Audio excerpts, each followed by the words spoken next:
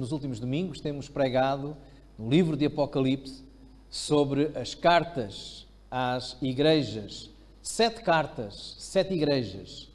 E hoje a nossa pregação será sobre a igreja de Sardes, a 5ª igreja mencionada ali no livro de Apocalipse. Como sabem, a palavra Apocalipse significa revelação, e esta é uma revelação de Jesus. O próprio Senhor Jesus se revela e o próprio Senhor Jesus revela também a mensagem. Então eu convido os irmãos a abrirem as suas Bíblias no livro de Apocalipse, no capítulo 3, texto onde hoje iremos basear a nossa mensagem. Apocalipse, capítulo 3, versículos 1 até ao versículo 6. E diz assim a palavra de Deus: E ao anjo da igreja que está em Sardes, escreve: Isto diz o que tem os 7 Espíritos de Deus e as 7 estrelas. Eu sei as tuas obras, que tens nome de que vives e estás morto.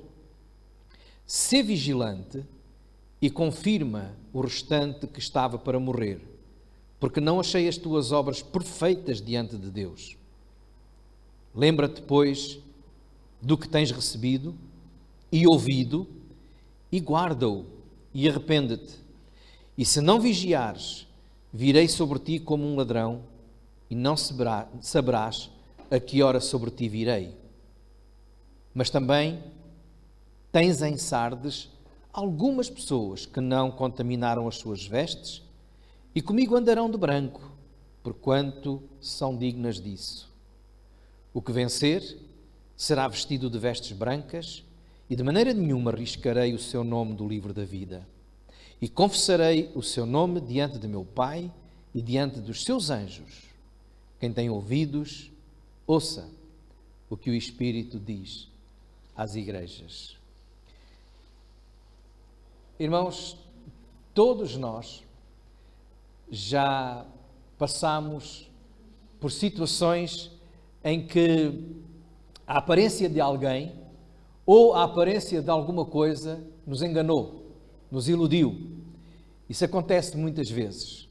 É como aquela história da fruta que por fora está muito bonita e depois, quando abrimos, lá dentro tem um buraco, está podre, tem bicho, não é? E ficamos todos desiludidos.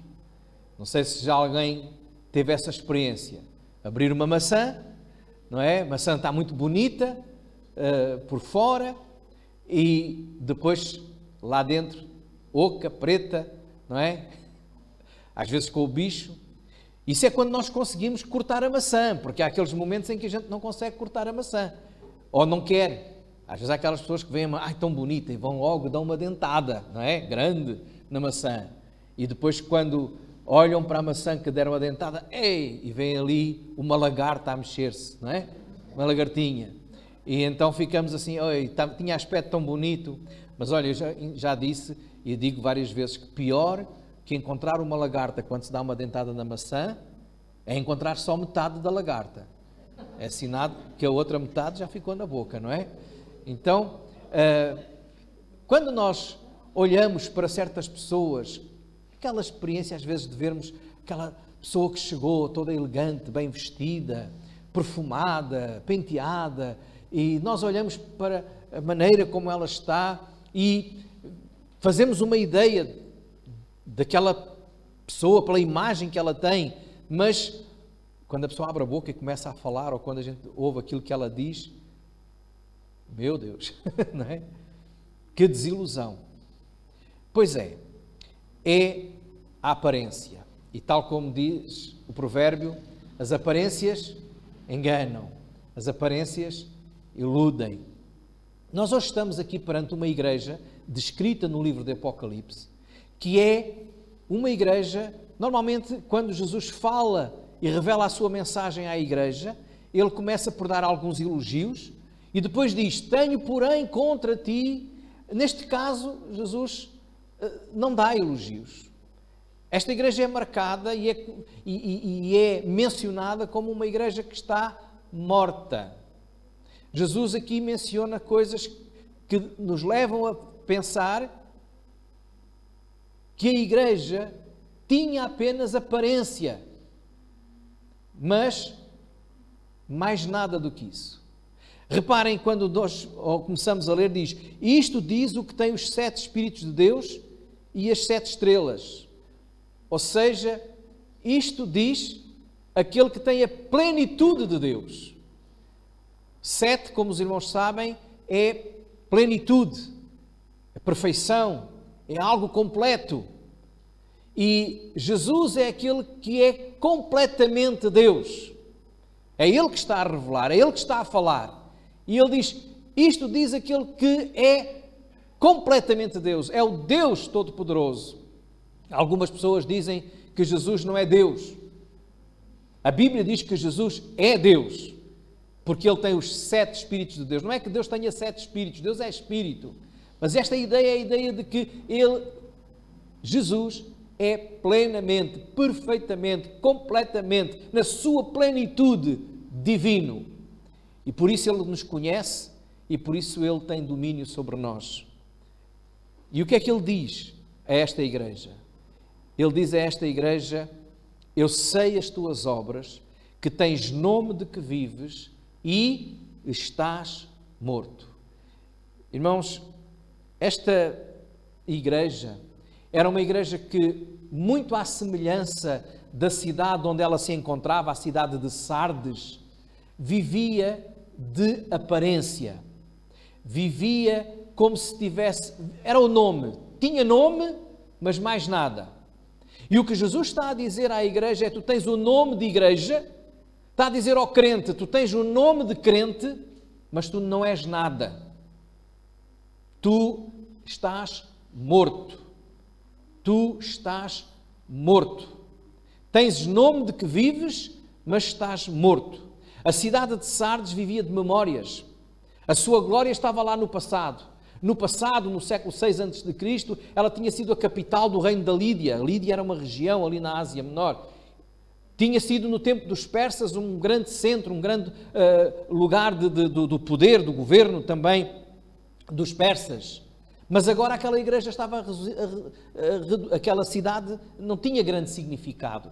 Não era importante comparada com outras que aqui já falámos. Mas vivia muito de toda aquela fama. Ainda tinha algumas indústrias ligadas à lã, à tinturaria, por isso as pessoas se vestiam muito bem ali naquela cidade e tinham muito orgulho, mas vazio. A igreja estava na mesma. A igreja estava na mesma. A igreja é uma igreja que o Senhor diz: tens aparência. Parecia que tudo estava bem, mas não estava. Porque esta igreja tinha um grave problema. Era a sua apatia espiritual. Era uma igreja sem vida. É uma igreja onde provavelmente tinha muita coisa que, ao olhar de fora para dentro, poderíamos dizer: bela igreja, grande igreja, boa igreja, qualquer coisa assim do género. Se calhar olhávamos para a fama no passado desta igreja, talvez a sua reputação, exuberância, luxo, quem sabe tinha um grande grupo de louvor, ou talvez até uma orquestra, não é? E é muita coisa. Nome de que estava viva, mas estava morta. Podia ter até uma boa organização, departamentos, muito trabalho, mas estava morta. Porquê? Porque diz lá que, apesar de todas aquelas obras, o Senhor dizia: as tuas obras não são perfeitas diante de mim. Falta aí qualquer coisa. Falta aí qualquer coisa. Falta a plenitude de Deus, a plenitude do Espírito Santo, daquele que tem os 7 Espíritos. Era uma igreja que nós sabemos que não é aqui mencionado qualquer tipo de perseguição, não há indícios de qualquer tribulação, de qualquer hostilidade, não há indícios até de problemas doutrinários, até parece que esta igreja não tinha problemas com heresias. No entanto, havia uma ausência muito grande, ausência de vida, ausência de vida. Era uma igreja nominal, apenas de nome. E como a igreja é composta pelas pessoas, pelos crentes, então aqueles crentes eram crentes de nome. Hoje em dia nós temos muitos crentes nominais. Eu sou crente. E a gente até fica espantado. Crente? Não é? É só o nome, porque está morto. Então convém nós pensarmos um pouco sobre o que é um crente nominal, o que é um crente morto, que não tem vida. Se continuarmos a ler, diz aí no versículo 2, sê vigilante, e confirma, ou seja, consolida o restante que estava para morrer. Ou seja, sê vigilante. Esta igreja era uma igreja que desprezava a oração. Por que é que eu digo isto? A palavra vigiar, ser vigilante, no Novo Testamento está sempre, podíamos dizer, de mão dada, sempre ligada com a oração. Vigilância e oração no Novo Testamento são inseparáveis. Porque ser vigilante é estar atento àquilo que Deus nos está a falar, é pôr os nossos olhos em Cristo, é estarmos próximo do Senhor. Reparem, em Marcos, no capítulo 13 e no versículo 33, é Jesus que diz assim, vigiai e orai. Ele está a falar sobre a vinda dele, sobre o fim do tempo. E diz, vigiai e orai, porque não sabeis quando chegará o tempo. Em Marcos, também no capítulo 14 e no versículo 38, Jesus volta a dizer, vigiai e orai, para que não entreis em tentação. Também Pedro, nas suas cartas e muitas outras passagens, Pedro diz, já está próximo o fim de todas as coisas, portanto, sede sóbrios e vigiai em oração. 1 de Pedro, capítulo 4 e versículo 7. Mais à frente, no capítulo 5, Pedro diz para nós lançarmos sobre Deus toda a nossa ansiedade, todos os nossos problemas. Ou seja, está a falar de oração. E logo a seguir ele diz, e vigiai, sede sóbrios, vigiai, porque o diabo, vosso adversário, anda em vosso derredor para vos estragar. Então, irmãos, quando aqui em Apocalipse o Senhor diz, sê vigilante, este é um apelo para a oração. Uma igreja morta, um crente morto, é aquele que não ora, é aquele que despreza a oração. Um crente nominal, aquele crente que é só um crente de nome, ele não vive a prática da oração. Ele não ora, passa os seus dias sem dobrar os seus joelhos, sem falar com o seu Deus. Até tem vergonha de falar com Deus às vezes. Ora de vez em quando precisa de alguma coisa, lá pede ao Senhor. Quando está a passar uma aflição, lá pede ao Senhor. Mas a oração, irmãos, é uma das disciplinas espirituais que todo crente deve praticar. E se não pratica a oração, se não ora, se passa dias sem falar com Deus, orar é falar com Deus. É contar a sua vida, os seus desabafos, as suas alegrias, é louvá-lo, é confessar o seu pecado, é pedir a ajuda dele, é interceder pelos seus irmãos, pelos perdidos. Tantas coisas para conversar com Deus, mas o crente morto acha que não tem nada para dizer a Deus. Como é a tua vida de oração? O que é que a tua vida de oração revela acerca do teu estado espiritual? Somos nós capazes de viver sem respirar? Somos nós capazes de ficar um dia, uma hora, até 15 minutos sem respirar? A oração é para a alma, como a respiração é para o nosso corpo. Se não ora, não respira espiritualmente, então está morto. A igreja morta é a igreja que não ora, não participa nas orações com outros, sozinho, tal como a Bíblia nos ensina. O crente morto não ora, porque se ele estivesse vivo, ele queria falar com Deus, queria estar em oração, e não apenas quando tem um problema, ou quando alguém ficou doente, ou teve um acidente de automóvel. A igreja morta despreza a oração. A segunda coisa diz aí no versículo 2, aliás, no versículo 3, lembra-te, pois, do que tens recebido e ouvido e guarda-o. Lembra-te do que tens recebido e ouvido. Esta é a segunda característica de uma igreja ou de um crente nominal, apenas de nome. Despreza a palavra de Deus. O que é que eles tinham ouvido? O que é que eles tinham recebido? A palavra. Eles receberam a palavra de Deus, receberam o Evangelho. E esta igreja tinha-se esquecido dos ensinamentos que tinham recebido, tinham-se esquecido das exortações, da doutrina, da palavra de Deus. Por isso, lembra-te. Por isso te pergunto, irmãos, quantas vezes nós buscamos a palavra de Deus? Estamos com um problema, queremos orientação. Aonde é que vamos? Vamos buscar a palavra de Deus? Queremos um conselho? Vamos buscar a palavra de Deus? Temos um caminho para seguir? Vamos buscar orientação na palavra de Deus? Tal como dizia o salmista no Salmo 119, lâmpada para os meus pés, luz para o meu caminho é a tua palavra. Guardei a tua palavra no meu coração para não pecar contra ti. Que importância tem a palavra de Deus na tua vida e na minha vida? Se não tem importância nenhuma, se eu não ligo nenhuma à palavra de Deus, então eu estou morto e não vivo. Tenho aparência, tenho nome, mas não sou. Porque aquele que ama esta palavra, procura esta palavra, porque sabe que é nela que se vai alimentar e vai crescer e vai aperfeiçoar o seu caminho. É por isso que a Bíblia nos deixa muitas exortações. Todos nós precisamos desta palavra.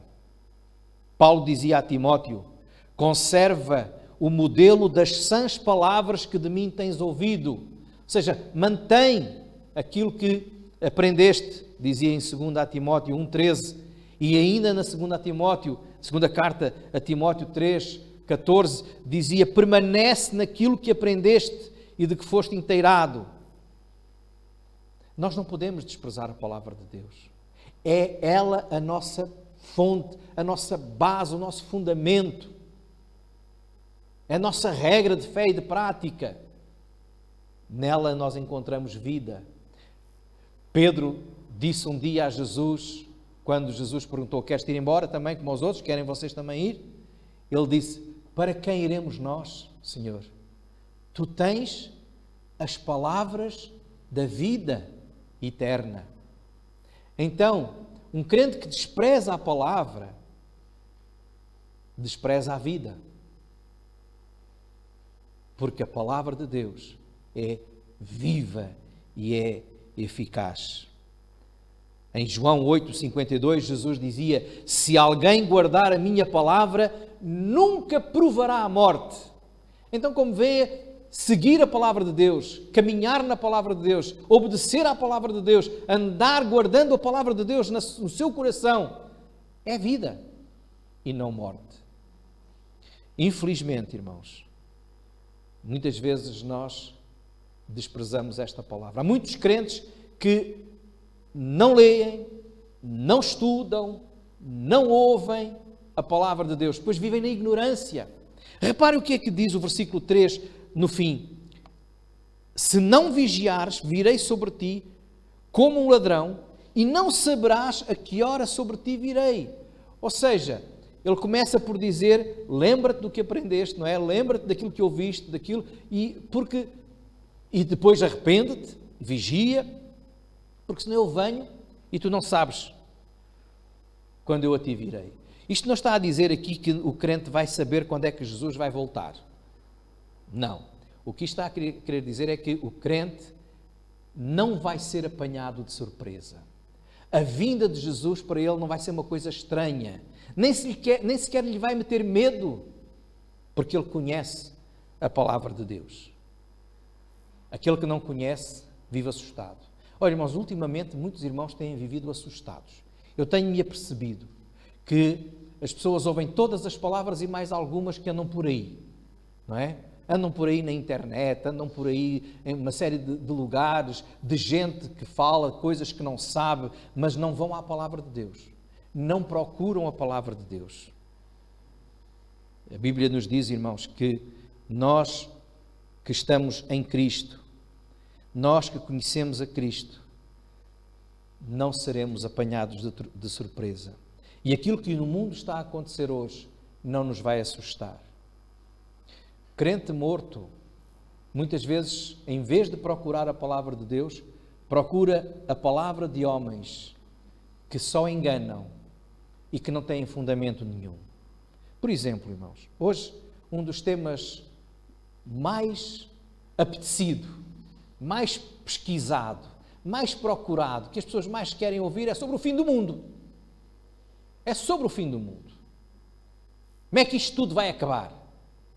Temos um vírus, temos uma pandemia, temos terremotos, temos tanta coisa estranha a acontecer, mas em vez de nos preocuparmos com o fim do mundo, vamos nos preocupar com o princípio do novo céu e da nova terra, ou seja, com a vinda de Jesus. Fala-se mais do fim, da desgraça, da destruição, do que da glória que será quando Jesus voltar.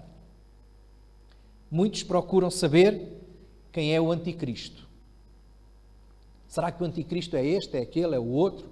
Muitos ficam aí a ensinar que o anticristo é isto e os crentes ficam baralhados. Porque ouvem uma pregação de um fulano qualquer que não conhecem de lado nenhum, mas que está lá na net, tem não sei quantas visualizações no YouTube, que diz que o anticristo é o Papa. O anticristo é o Papa. O outro diz que o anticristo é o político qualquer, é a China, ou o chinês, ou o coreano, e lá vão todos atrás. E baralhados, cheios de medo. Nós temos que procurar não conhecer o anticristo, mas conhecer Cristo. Mais e mais. Não ouvir essas vozes, mas ouvir a palavra de Deus. Há muitos crentes seguindo esses pastores que por aí têm nome de pastores. Olha, eu gostava que viessem falar com o seu pastor e lhe perguntassem quais são as dúvidas que têm para que o seu pastor lhe possa mostrar na palavra de Deus e não nas coisas que por aí andam. Traga-me o fundamento daquilo que dizem. Há pessoas que vivem com medo, porque alguém disse que a vacina que agora vão tomar tem o sinal da besta. Tem um chip lá que é injetado e que fica com o sinal da besta. Irmãos, tenho-vos a anunciar que eu já tenho o sinal da besta, porque eu já fui vacinado. Meus irmãos, onde é que isso está na Bíblia? O crente morto dá ouvidos a essas coisas e não dá ouvidos à palavra de Deus. É na palavra que nos devemos fundamentar, meus irmãos. Procure na palavra de Deus seguimento. E sabe o que é que a palavra de Deus vai dizer? A palavra de Deus não está muito preocupada em dizer: cuidado, não deixem que vos metam o sinal da besta. Não. Sabem o que é que a palavra de Deus diz? Vocês devem ter o selo, o sinal de Cristo, que é o Espírito Santo. Esse eu já tenho, já estou assinalado com o Espírito Santo, que a Bíblia diz que habita em mim e que é o penhor da minha salvação, é o selo, é o carimbo de Deus em mim, é o Espírito Santo. É com essas coisas que nós devemos estar preocupados. A viver, não quer dizer que nós não possamos ler, saber, mas, meus irmãos, vamos ouvir o que diz a Bíblia. Tentar saber qual é o sinal da besta, se estão ou não estão vacinados, ou se vêm ou não vêm na vacina, além de ser uma coisa, desculpem dizer a expressão, mas de ignorância, é, acima de tudo, falta de fé. Os crentes vivem assim com medo da morte. Por que viver com medo da morte? O crente vivo sabe que a morte é a entrada na glória. Então por que ter medo de entrar na glória? Na presença de Deus? Devia ser motivo de alegria. Vivemos com medo da morte? Vive com medo da morte quem não tem vida. Porque quem tem vida não tem medo da morte. Quem se agarra às coisas mortas deste mundo e fica aqui agarrado, não quer ir para o céu, para a presença de Deus, alguma coisa está aí a faltar. Pode ter aparência de crente, mas é crente nominal, é de nome, mas está morto. Irmãos, tudo isto vem como resultado de desprezar a palavra, de ignorar a palavra, de não ouvir a palavra, de não procurar soluções e respostas na palavra. Que importância tem a Bíblia para ti? Que tempo passas tu a ler, a estudar a palavra de Deus? Há crentes que nunca abrem a sua Bíblia. Ouvem os tais sermões escolhidos. Vão à net, vão googlar, não é? Vão ao Google e procuram Anticristo, Armagedon, não é? Fim dos tempos. E depois ouvem qualquer coisa que lá vem. Vá à Bíblia, à palavra. E se não compreende, fale com o pastor, pergunte. Há aqui muitos irmãos, além do pastor, que podem explicar. Crentes maduros que têm maturidade, que têm aprendido e estudado a palavra de Deus. Esqueça essas coisas. Porque é o diabo que vos quer andar a entreter com esses sermõezinhos. Vamos à palavra de Deus.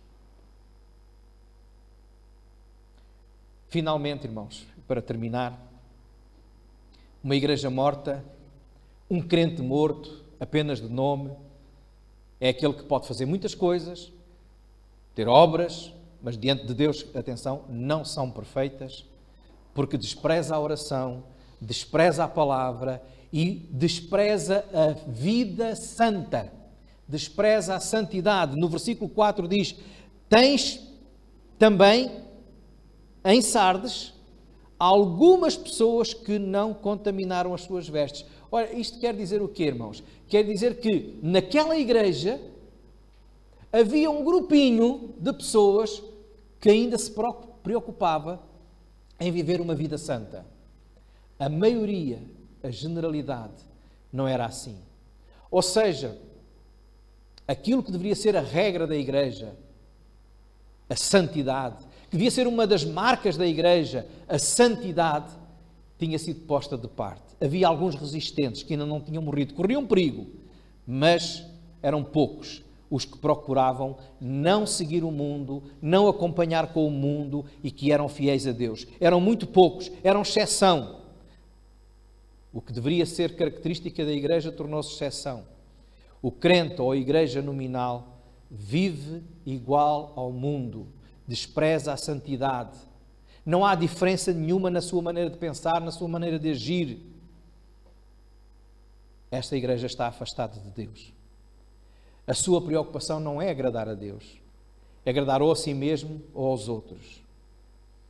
Vive muito preocupado em não ofender amigos, não ofender as pessoas de quem gosta, mas permanece no pecado, ofendendo a Deus.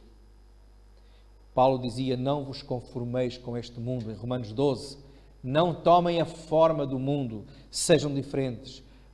Renovai-vos, transformai-vos. O crente morto, o crente de nome apenas, é aquele que diz que é crente, tem aparência de crente, tem obras de crente, mas tem um coração de descrente, porque vive como um descrente. Ainda não passou pelo novo nascimento.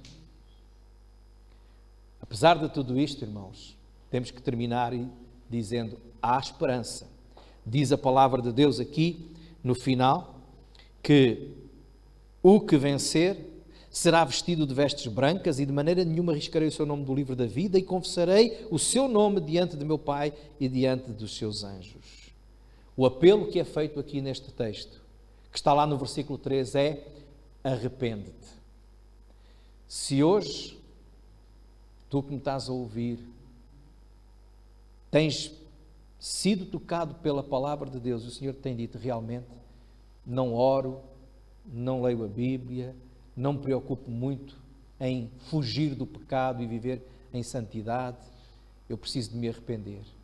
Há esperança, porque o Deus de amor, aquele Deus que entregou o seu Filho para nos perdoar e salvar, como já aqui foi lido, se confessarmos os nossos pecados, Ele é fiel e justo para nos perdoar os pecados e nos purificar de toda a injustiça. Arrepende-te, muda, porque aqueles que se arrependerem, aqueles que mudarem o seu comportamento, aí diz, andarão de branco, ou seja, participarão da glória e da santidade do Senhor.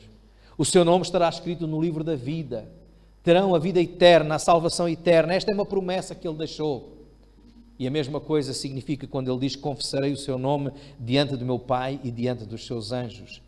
Em Lucas capítulo 12, versículo 8, o Senhor Jesus diz: aquele que me confessar diante dos homens, eu confessarei diante do meu Pai. Aquele que me negar diante dos homens, eu negarei diante do meu Pai. O crente de nome só é crente aqui dentro da igreja. Lá fora cala-se e nega Jesus, não diz nada. Não confessa que é crente.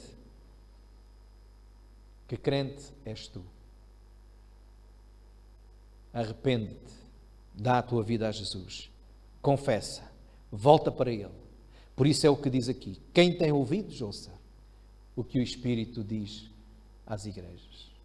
Se o Espírito do Senhor falou contigo hoje, então abre o teu coração para Ele, confessa o teu pecado, porque Ele quer que tu vivas uma vida linda, uma vida, como Ele diz aqui, vestida de branco, branco como a neve. É o cântico que nós vamos cantar agora a seguir, e que o Senhor possa abençoar as vossas vidas. Amém.